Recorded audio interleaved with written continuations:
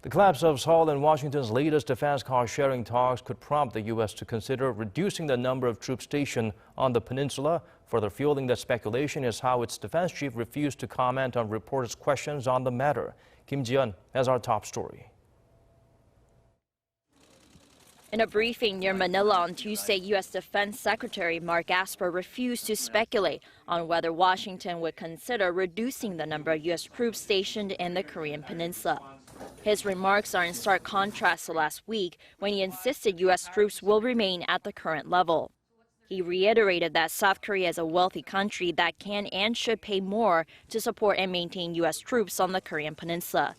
Washington is said to have requested a five-fold increase of Seoul's contribution, up from the current $870 million. Look, as I said publicly the other day, South Korea is a wealthy country. They can and should contribute more. And beyond that, I will leave it to the State Department to work out the particulars.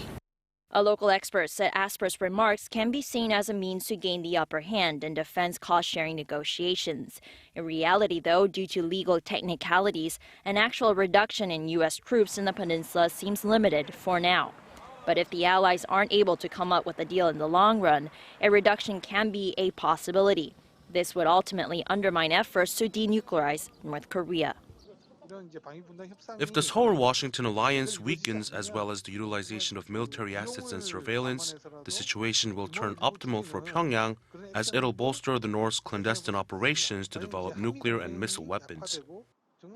The expert added an option that cannot be overlooked is that the U.S. may cut down the number of U.S. troops who are assigned to the U.S. Forces Korea on a rotational basis of 9 months. That affects up to 6,500 troops.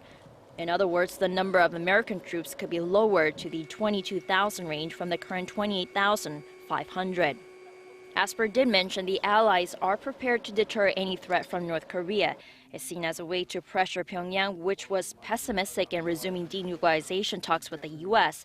after Esper announced a postponement of the wintertime combined military air drill with South Korea to support diplomatic efforts. Kim Ji-yeon, Arirang News.